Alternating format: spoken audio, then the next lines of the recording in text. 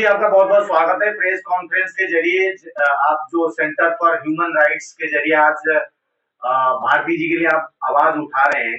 क्या कुछ विषय है, चुनाव लड़ रहे थे गुरुग्राम में जिस प्रकार से इनके साथ हुआ, चुनाव के रिजल्ट में जिस तरीके से हुआ, किस तरीके से विषय को रखना चाहते हैं पवन जी? देखिए, नमस्कार, प्रणाम सभी लोगों को, जो भी हमारे तमाम अधिकारी हैं, उन सभी को हमारा धन्यवाद है, क्योंकि एक्चुअली हुआ क्या कि धर्मवीर भारती जी का जो इलेक्शन जो हुआ, जिसकी काउंटिंग थी, जिसमें प्रॉपर तरीके से काउंटिंग नहीं किया गया और इनको प्रशासन और जो भी वहाँ के अधिकारीगण थे, उनके द्वारा इनको सपोर्ट नहीं मिला, जिसके रिगार्डिंग हम लोगों ने इसके ऊपर पहल किया और सारे दरवाजे खटखटाने के बाद धर्मवीर भाई ने हमारे को लास्ट में बताया कि हमारे यहाँ बहुत सारा प्रॉब्लम हो रहा है और हम जीते हुए कैंडिडेट हैं, हमारा जीता हुआ किसी और को हमारा जीत दे दिया गया और हमें हरा दिया गया। और ऑलरेडी उसके बाद वहाँ ग्राउंड पर सर्वे करवाया गया सेंटर फॉर ह्यूमन राइट्स के द्वारा, तो वहाँ और भी जीते हुए ही इनका रिजल्ट आया। तो हमने 12 तारीख को 11:46 पे हमारे इलेक्शन कमीशन और हमारे जो हरियाणा सरकार, जो हमारे सीएम साहब हैं, उनको और हमारे चीफ मिनिस्टर साहब, तमाम लोगों को हमने अपने द्वारा अवगत कराया और इस इंफॉर्मेशन को हमने बताया वहां पे। और विशेष बात, हम लोगों ने वहां पे इस चीज को स्पष्ट किया कि यदि प्रशासन के द्वारा यदि कहीं भी कोई भी गलत कदम और कार्य उठाया जा रहा है और उसमें यदि हमें एविडेंस और हमें प्रॉपर वे में सारा सर्वे मिलता है, तो उसके ऊपर एक्शन लेने का कार्य कर रही है सरकार, को हम उसमें पहल कर रहे हैं, जिसमें धर्मवीर भाई के साथ जो चीज बीता हुआ है आप इनके मुंह से सुनिए। बताएं धर्मवीर जी, धर्मेश जी, क्या बात थी? जी नमस्कार, मैं गुरुग्राम नगर निगम का वार्ड नंबर 7 से मैं निर्दलीय प्रत्याशी था और जब से मैं चुनाव प्रक्रिया शुरू हुआ तो मुझे वहां के दबंगों द्वारा तरह तरह की धमकियां मेरे लोगों को, मेरे समर्थकों को दिया जाता था कि चुनाव से वापस नाम लो, नहीं तो तुम्हें और तुम्हारे समर्थकों को कुछ भी कर देंगे। तो उस समय भी मैंने वहाँ के लोकल थाना में कंप्लेन दिया और हमने जो हमारे ह्यूमन राइट्स के वाइस प्रेसिडेंट हैं, इनको भी हमने आवेदन किया कि सर हमारा राइट्स है चुनाव लड़ना और हमें ऐसी धमकियां मिल रही है और हमें आपसे मदद की गुहार है। हमने वहाँ लोकल प्रशासन से भी मदद की एप्लीकेशन दिया था उनके खिलाफ। और मैं जब चुनाव में नहीं अपना उनके बात माना, हमारे समर्थकों को तरह तरह धमकाया गया, हमारे महिला कार्यकर्ताओं को धमकाया गया और जब हमने लास्ट में चुनाव लड़ा, मजबूती से लड़ा, उनको ये पता हो गया कि चुनाव पूर्वांचल और प्रवासी समाज का लड़का है और मजबूती से लड़ रहा है और पूरा समाज का समर्थन है और वो जीत भी रहा है। तो कहीं न कहीं उनके इस दर्द को वो झेल नहीं पाए। वोटिंग के दौरान लोगों को धमकाना, मारना पीटना, तरह तरह के बातें किया। सर, क्या नाम है आपका और ये कहाँ की घटना और आप कैसे कह सकते हैं कि आपके साथ ये वारदात हुई है? और सर, जो भी हमारे साथ घटना हुआ, हमने लिखित थाने में, जो हमारा संबंधित थाना है राजेंद्र पार्क, वहाँ के सचिव साहब को हमने कंप्लेन लिखित दिया, तो उन्होंने एक्शन भी लिया और हमने चुनाव लड़ा। उन्होंने बहुत कोऑपरेट किया, उनका हम बहुत धन्यवाद करते हैं। चुनाव लड़ने के बाद जब गिनती 12 तारीख को हो रहा था, तो हम लोगों को 11 बजे अनाउंस किया कि भाई वार्ड नंबर 7 के सारे पोलिंग एजेंट जो भी हैं, काउंटिंग एजेंट, वो अंदर आए और हमारे पोलिंग एजेंट से सारे जो भी है कागज पत्तर पेंसिल सब बाहर फेंकवा दिए और अंदर जाते जाते 10 मिनट के अंदर कोई ईवीएम नहीं दिखाया गया किसी को और 10 मिनट में हो गया चलो गिनती हो गया, बाहर कर दिया। जब मैं उन चुनाव अधिकारी से रिक्वेस्ट किया कि हमें हमारे बूथों का ईवीएम हमें दिखाया जाए, तो उन्होंने ऑन रिकॉर्डिंग पे बोले कि चलो चलो हो गया, खेला हो गया, बाहर चलो तुम लोग। फिर मैं नहीं गया बाहर, मैं बैठा रहा, डटा रहा और फिर दोबारा मैंने रिक्वेस्ट किया कि सर मेरे बूथों पे गड़बड़ हुआ है, आपने हमारे सामने ईवीएम क्यों नहीं खोला।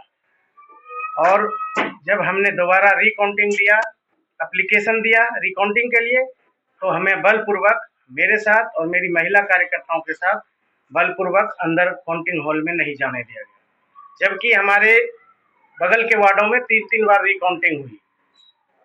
ये जो घटना हुई है, वहाँ मौके पे कौन-कौन अधिकारी मौजूद थे?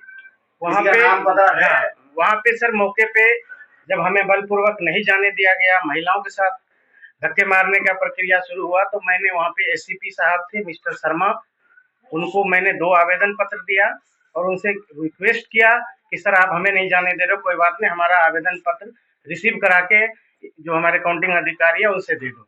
तो बोला ठीक है तुम रुको। उन्होंने जाके आवेदन पत्र किनको दिया, वो आवेदन पत्र हमें अब तक नहीं मिला। और 3 घंटे तक चक्कर काटने के बावजूद भी, हम कैंडिडेट होने के बावजूद भी, जो हमारा मौलिक अधिकार था उसका वहाँ हमें हनन हुआ और हमारे साथ अभद्रता किया। क्या चाहते हैं अभी आप? अब हमने वहाँ के गुरुग्राम के माननीय डीसी साहब के उनके संबंधित कार्यालय में हमने एप्लीकेशन दिया है कि हम चाहते हैं कि हमारे को न्याय मिले, रिकाउंटिंग किया जाए और जो भी दाल में काला है उसे न्याय मिले और रिकाउंटिंग कराया जाए।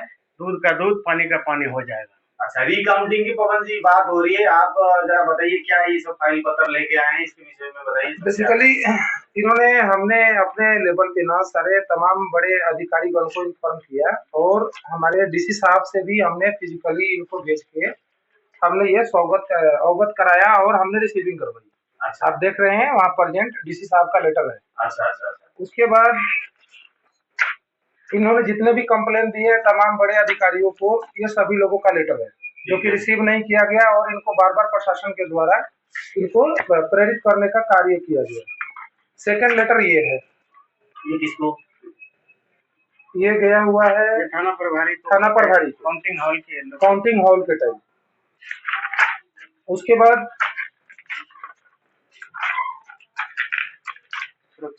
ये सुरक्षा के लिए अपील हुआ जिसमें हमारे तरफ से इनको सुरक्षा मुहैया कराया गया। हमने 2 लोगों को भेज के इनके पूरे चुनाव के अंदर हमने कवर करवाया। काउंटिंग के टाइम हम प्रेजेंट थे, सारी चीजें हम वार्तालाप देखते रहे। इसके बिहेव में वहाँ पे सारी चीजें कहीं ना कहीं एक इनके साथ जो भी गतिविधि वहाँ पे कानूनी व्यवस्था में गड़बड़ी हुई है, इसके लिए हमारे तमाम बड़े आला अधिकारी से उनके जानकारी में ये अवगत है, चुनाव आयोग के जानकारी में अवगत है, वहाँ के हमारे जो मौजूदा सरकार में जो हमारे चीफ मिनिस्टर साहब है उनके जानकारी में है, हमारे तमाम सेंटर के बड़े अधिकारी हैं उन सभी को भी अवगत कराया गया। हमारे द्वारा सेंटर फॉर ह्यूमन राइट्स के माध्यम से तमाम लोगों को लेटर भेजा गया है। और सबसे मुद्दे की बात यह है कि जो मेरे को आश्वासन मिल रहा है अभी, संभवतः मंडे तक यदि हमें कोई इस पे प्रतिक्रिया नहीं आती है चुनाव आयोग के द्वारा, तमाम अधिकारी के द्वारा, तो मंडे हम लोग गृह मंत्री से मिलने का कार्य करेंगे और जो हमारे मुख्यमंत्री है उनसे भी हम लोग मिलने का कार्य करेंगे और मिलके इस घटना की अवगत कराएंगे। क्योंकि रात को 11 बजे जिस दिन काउंटिंग में प्रॉब्लम हुआ उस दिन मुख्यमंत्री जी को और गृह मंत्री जी को और चुनाव आयोग के तमाम बड़े IAS IPS अधिकारी को हमारे तरफ से अवगत कराया गया है, जिसका ऑलरेडी हमारे पास ऑन एविडेंस आप देख सकते हैं परमाना सेंटर फॉर ह्यूमन राइट्स के द्वारा से हमने इन्फॉर्म करने का काम किया है। अभी भी लगातार हमारी बात चल रही है और आज हम प्रेस कॉन्फ्रेंस इसलिए रखे हैं और हम ये बताना चाहते हैं कि जो हॉलीडे के कारण जो छुट्टी थी, जो गवर्नमेंट ने अपने तरफ से एक्टिविटी और गतिविधि नहीं की, जिसके अपेक्षा हम लोग आज यहाँ बैठे हुए हैं कि हम लोग जीते हुए कैंडिडेट जो धर्मवीर भारती जी वहां पे जो इनके काउंटिंग के अंदर जो प्रॉब्लम हुआ है वो प्रत्यक्ष सामने लाने का, क्योंकि ये 2025 का सरकार है, यहाँ पे कोई भी करप्ट अधिकारी उसको अधिकार नहीं मौलिक है कि वो अपने पावर का गलत मिसयूज करे, वो चाहे कोई भी हो उसके ऊपर एक्शन लेने का कार्य किया जाए। मैं इसमें फिर ऐसा लग रहा है आप तो सभी के साथ आगे जा चुके हैं, बढ़ चुके हैं, लेकिन क्या आपको खतरा महसूस हो रहा है कि भाई ये कार्रवाई क्यों नहीं हो रही है कहीं? ये जब हमने वहाँ के चुनाव अधिकारी को काउंटिंग हॉल में हमने रिक्वेस्ट किया, पहले तो हमें बोला कि 7 से 12 एक हॉल पे काउंटिंग 5 वार्ड का हो रहा था। मुझे आश्वासन दिया कि 12 नंबर तक का गिनती होगा फिर हम आपको बुलाएंगे, आप अभी बाहर चलो। और बाहर जाने के बाद जब हमने एप्लीकेशन दिया कि सर हमारा एप्लीकेशन रिकाउंटिंग क्यों नहीं कर रहे हो आप, हमने 3 घंटे तक चक्कर काटा और मुझे अंदर नहीं जाने दे गया। मेरे महिला काउंटिंग एजेंट को भी धक्के मार के बाहर निकाला। क्या लगता है पैसों का देन लेन हुआ, किस तरीके से भ्रष्टाचार हुआ? यहाँ पे दाल काली नहीं है, कहता है ना दाल में काला है, नहीं, पूरी दाल काली है। और उनका जो जीता हुआ कैंडिडेट है उसका ईवीएम पे 3 नंबर पे सिंबल था और हमारा 4 नंबर पे सिंबल। क्या सिंबल था? मेरा गैस सिलेंडर का सिंबल है और जीता हुआ उम्मीदवार का ग्लास छाप का सिंबल है, जो कि 3 नंबर का है और मेरा 4 नंबर का है। तो मुझे अंदेशा है कि 4 नंबर के वोट को 3 नंबर में काउंट कर दिया गया है, यही मामला है। धर्मवीर जी, विजेता जो उम्मीदवार थे उनको कितने वोट मिले और आपको कितने मिले इसके बारे में? मेरे को आंकड़ा है? हाँ आंकड़ा है, समूह फोन दीजिए 597।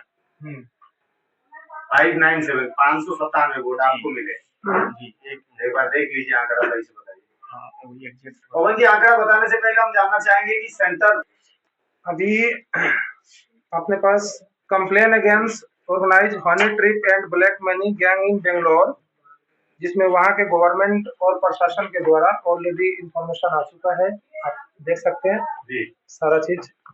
और बताइए।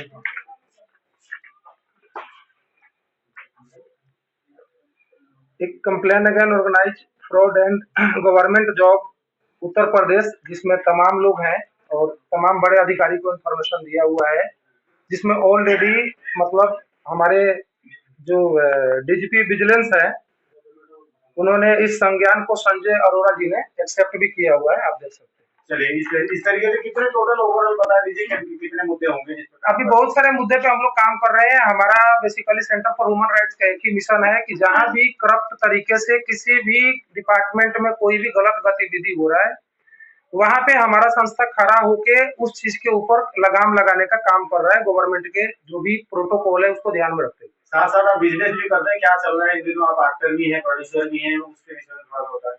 अभी बहुत सारे हमारे प्रोजेक्ट आने वाला है, जिसका 29 तारीख को हमारा बनारस के अंदर एक भव्य पूजा है, जिसमें हम वहां से खुलासा करेंगे और आने के बाद हम उसका घोषणा करेंगे। भारती जी भारती जी क्या रहा आपका वोट का रह गया था वोट सवाल? का जो हमारा सब आपने पूछा था, मेरे को वहाँ पे काउंटिंग अधिकारियों ने प्री प्लान किया था, मेरे को 593 वोट दिखाया और जो जीता हुआ उम्मीदवार है उनको 3323 वोट दिखाए। तो इसमें 3 नंबर सीरियल ईवीएम पे और 4 नंबर का सीरियल का मुद्दा है कि 4 नंबर वाले को 3 नंबर पे गिन दिया गया और जब बोला गया कि ईवीएम पे हमें दिखाएं, कागज पे लिख के ना दिखाएं, तो चुनाव अधिकारी ने बोला, बाकायदा वो रिकॉर्डिंग में आप देखवा सकते हैं कि जाओ जाओ खेला हो गया, भगो तुम लोग यहाँ से, चलो। खेला क्या होता है? तो रिकॉर्डिंग भी कभी डिस्प्यूट होता है तो रिकॉर्डिंग दिखाने के लिए भी चुनाव आयोग बाध्य होता है, तो आपने एप्लीकेशन दिया कि आपको जो वीडियो जिस टाइम पे वोटिंग हो रही थी वो वीडियो नहीं दिखाया गया? कुछ नहीं दिखाया गया। 10 मिनट के अंदर पैकअप करके हमें हमारे जो पोलिंग एजेंट को सिर्फ एक बूथ का दिखाया गया, बाकी हमने रिक्वेस्ट करता रहा, 3 घंटे तक चक्कर काटता रहा, इस दफ्तर से उस दफ्तर, उस दफ्तर से उस दफ्तर, और कैंडिडेट को भी नहीं अंदर जाने दिया गया, जबकि हमारे पड़ोसी वार्ड में 3-3 बार रिकाउंटिंग कराया। अच्छा, ऐसे आसपास में हो रहा है रिकाउंटिंग भी? मेरे ही काउंटिंग भवन पे 3 बार काउंटिंग हुआ और हारा हुआ उम्मीदवार जीता है। आपका एक बार भी नहीं हुआ? हमारा एक बार भी नहीं हुआ।